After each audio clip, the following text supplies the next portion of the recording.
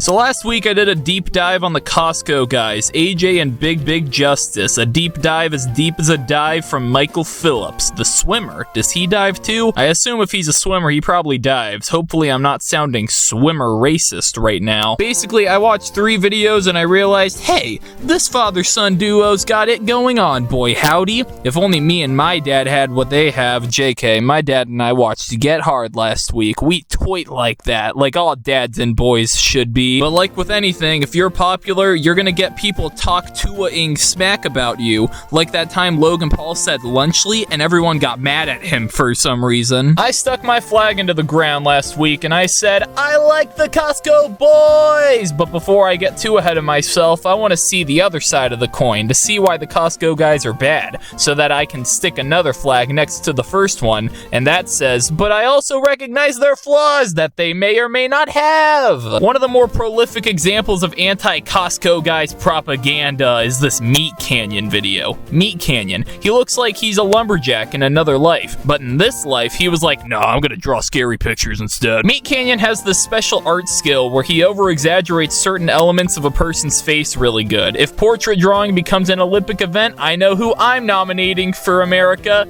and his name is MeatCanyon.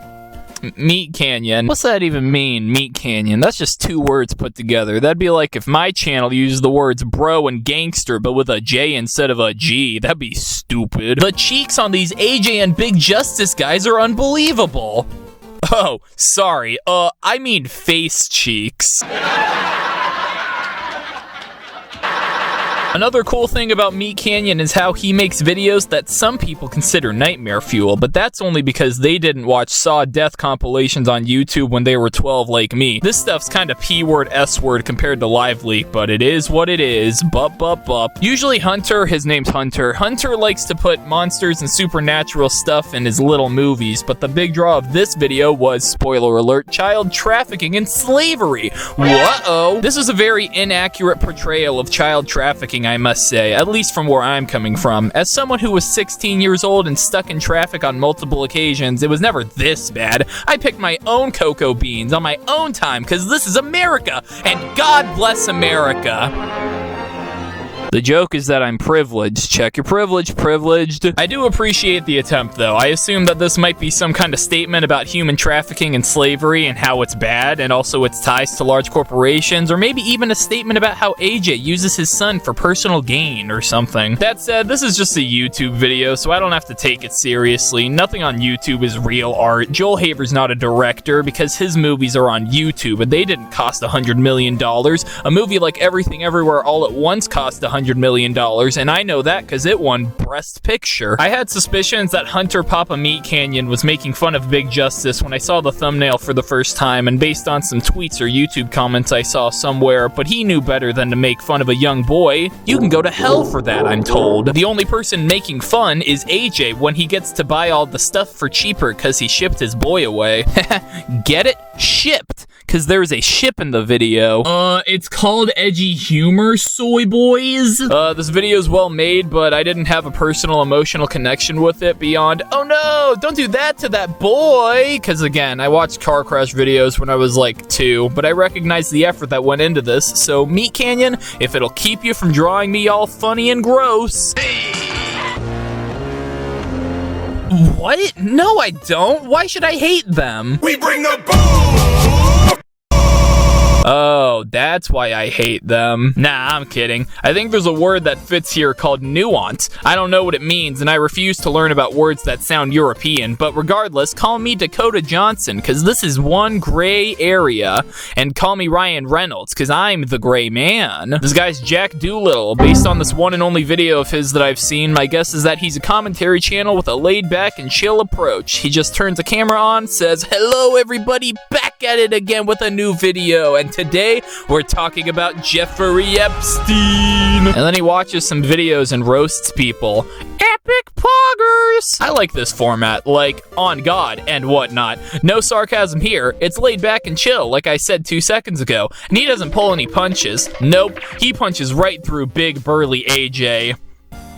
With his words. He He brings up the big point about AJ putting his kids on camera constantly and turning them into these goofy Disney Channel children. Now, initially, I was comparing AJ to one of those family vlog channels. Those guys put their kids on camera for most of their lives while they're growing up and need time to develop on their own without a million eyeballs on them at all times. Meanwhile, AJ's just making a couple TikToks every so often, so it's fine.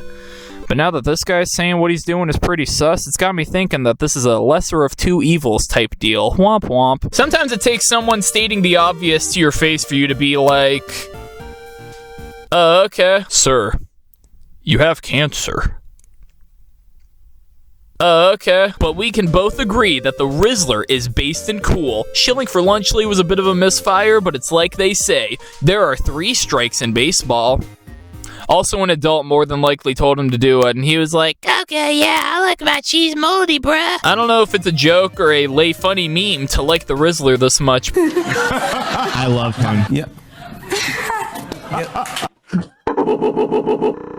But it's funny either way. Rizzler is funny. I like when he does the face. I think the one thing I'd critique with this video is the clickbait. You'd think with this thumbnail that the main hypothesis would be about how Gretchen, or whatever her name is getting some less than ideal attention from weird weirdos. But Dr. Dolittle spends the first 80% of the video talking about and roasting the Jimmy Fallon segment, and then gets around to being like, oh, by the way, Ava Tyson made a bunch of dummy TikTok accounts and she's commenting on the Costco guy's videos. This seems like an open and shut case of YouTube clickbait, darn tootin'. The title also doesn't make much sense. The only person who hates the Costco guys is Jimmy Kimmel. Otherwise, this was a cool video. I don't know. It gave me some of that much needed context for why AJ might not be trustworthy with charismatic camera-ready kids. And this video was how I was able to muster the courage to watch the cringy James Corden Costco guys episode featuring the Rizzler. Though it ends on a sour note. What with the whole weirdo commenters part at the end. Brr. I hope you all enjoyed this video.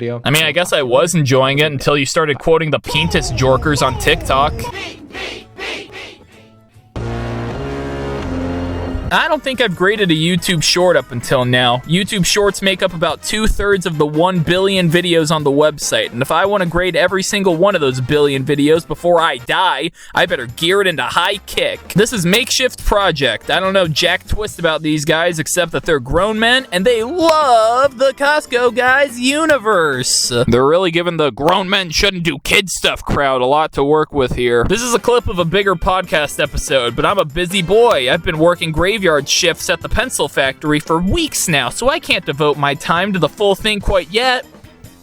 But I will later, because like I said, 1 billion YouTube videos, and I'm gonna review them all. Anyway, these grown men are ranking children, and I think that's weird. On top of that, they're clearly trying to Frankenstein's monster these 2 popular things, and I just think that's edging towards shallow slop content. I'm actually more hung up about that second part more so than the first part. We need to keep this website sacred, and we can save the kids another day. These guys are like, I'm gonna have to rank Big Justice over Cousin Angelo, but the thing is, you don't.